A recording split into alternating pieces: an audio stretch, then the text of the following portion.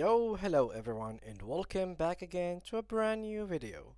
In today's tutorial, our video topic is basically how to cancel your order on eBay. So whether you are a seller trying to basically stop an order or cancel one, or basically are a buyer who did buy something but trying to stop it for whatever reason.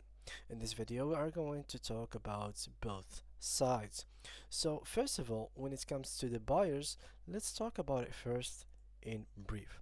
So here, as you can see, as we can't really get it um, as in real thing because we are not a seller or a buyer here, we didn't buy or sell anything.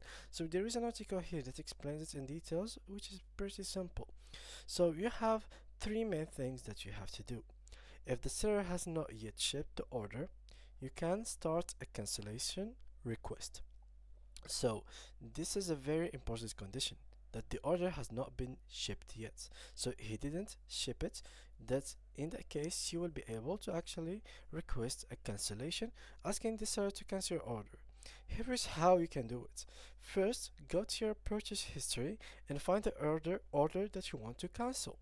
Then select the more actions drop down menu and select cancel this order. Then click on submit, and that's gonna be it. Now on the vice versa, let's talk about if you were a seller. On the seller side, you simply have to go, and as you can see here, you can cancel an order by selecting the button below.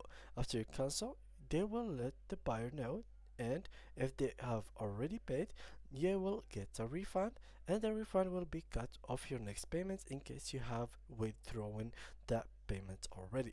So your account will be in minus in case it has zero balance.